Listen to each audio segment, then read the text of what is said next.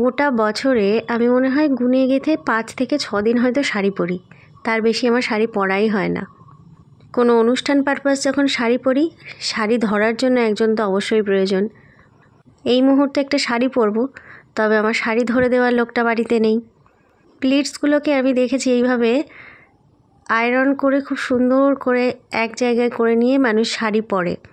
সেই বুদ্ধিটা খাটিয়েই হেয়ার স্ট্রেটনারটাকে নিয়ে নিলাম। এটাও একজনের থেকে শেখা। আমি দেখেছিলাম শাড়ির প্লেটসগুলোকে খুব সুন্দর স্ট্রেটনার দিয়ে সেট আপ করতে।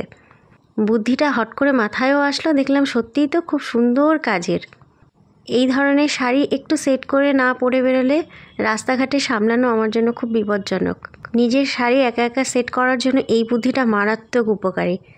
তাই ভাবলাম এটাকেই একটুখানি ক্যামেরাবন্দি করেই রাখি। খুব উপকারী একটা টিপস। অর্ধেক রেডি হয়ে নিলাম, নিয়ে এবার আগে খাওয়া দাওয়া করে নিই। খাওয়া দাওয়া করে তারপরে রওনা দেবো। গোবিন্দভোগ চালের সেদ্ধ ভাত, ঘি আর কাঁচা লঙ্কা, এই হচ্ছে সকালে আজকে আমাদের খাওয়া দাওয়া। পিকুকেও খাইয়ে দিই, একটু খাইয়ে নিয়ে গেলে নিশ্চিত। ফাইনালি কোনো রকমে রেডি হলাম, চুল বাঁধতে পারছি না আমি কিছুতেই। এই যে এবার দিদির পাশে যাই, একটু ছবি তুলে রাখি।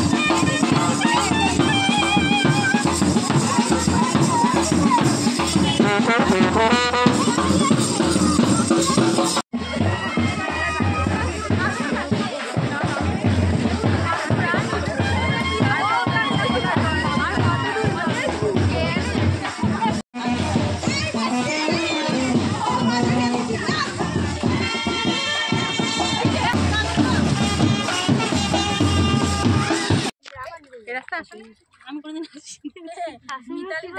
অনেক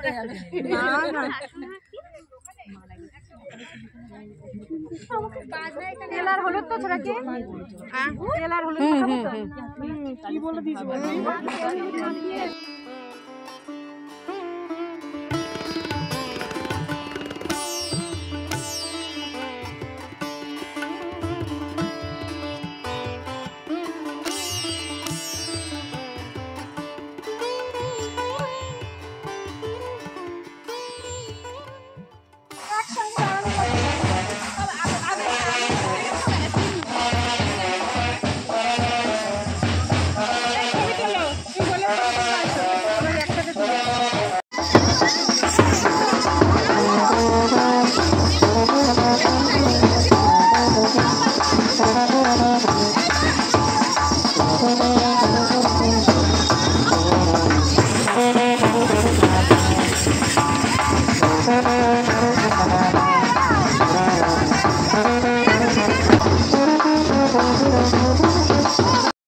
আজ হলো অনন্যার বিয়ে।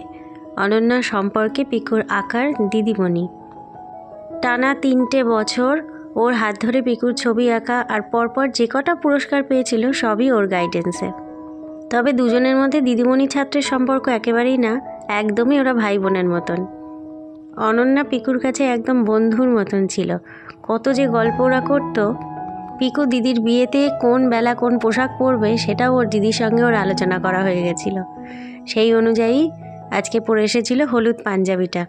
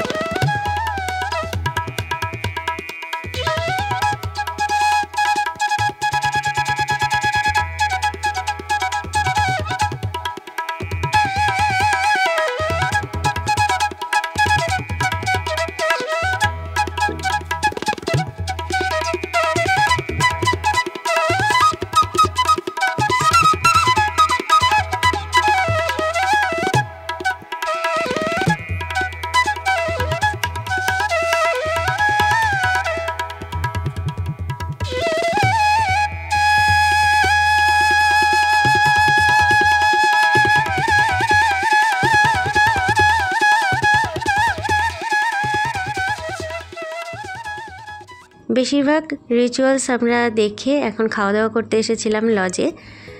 এখানে সবাই একসঙ্গে খাওয়া দাওয়া করে নিয়েই বেরিয়ে পড়ব, তারপর আবার তৈরি হয়ে সন্ধ্যাবেলায় ফিরছি।